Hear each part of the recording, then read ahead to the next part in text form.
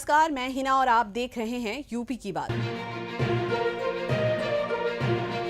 संभल की चुनावी सभा में अखिलेश बोले, संभल बीजेपी को सबसे बड़ी हार दिलाने जा रहा है। संभल से सपा कैंडिडेट जियाउर रहमान वर्क के समर्थन में जनसभा को संबोधित करने पहुंचे अखिलेश यादव ने कहा कि संभल के लोग बीजेपी को सबसे बड़ी हार दिलाने जा रहे हैं। किसान की आय दोगुनी नहीं हुई, नौजवानों को नौकरी नहीं दी और अब तो भाषा ही बदल दी गई।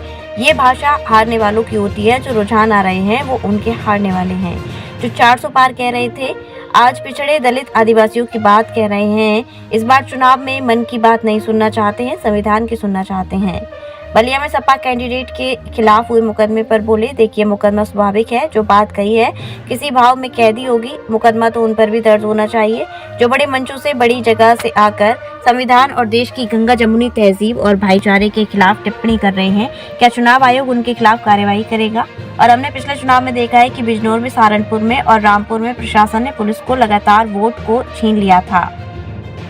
बीजेपी की तरफ से वो हार के रुझान हैं।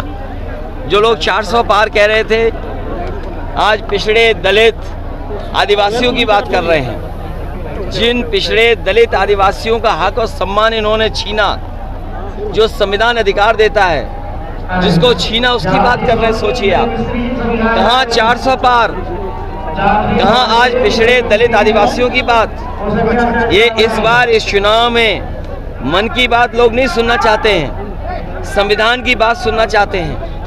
इन बीजेपी के लोगों ने संविधान से छेड़खानी करने का मन बना लिया है और ये संविधान बदलेंगे बाबा साहब भीमराव अम्बेडकर जी का, और एक वोट डालने का जो अधिकार है वो भी छिन जाएगा। इसलिए देश की जनता बीजेपी को हराने जा रही है। अखिलेश जी, बलिया के प्रत्याशी जो डीएम के खिलाफ वो बात कह रहे थे, बयान दे रहे थे, उनके खिलाफ मुकदमा दर्ज हो गया है। देखिए, मुकदमा स्वाभाविक है, जो बात कही है, लेकिन किसी भाव में कैदी होगी। मुकदमा तो उन पे भी दर्ज होना चाहिए जो बड़े मंचों से, बड़ी जगह से आकर के संविधान और देश की गंगा जमुनी तहजीब, हमारे भाईचारे के खिलाफ, जो हमारी मिलीजुली संस्कृति के खिलाफ टिप्पणी कर रहे हैं। क्या चुनाव आयोग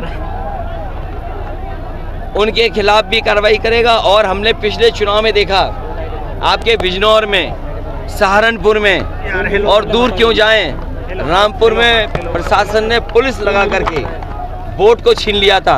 अगर उन्होंने ये बात कही है तो उन्हें शक है, क्योंकि पिछली बार भी वो मामूली वोट से हराए गए थे। इसके अलावा अमेठी और प्रियंका राहुल जो है वो अमेठी और रायबरेली से चुनाव लड़ रहे हैं।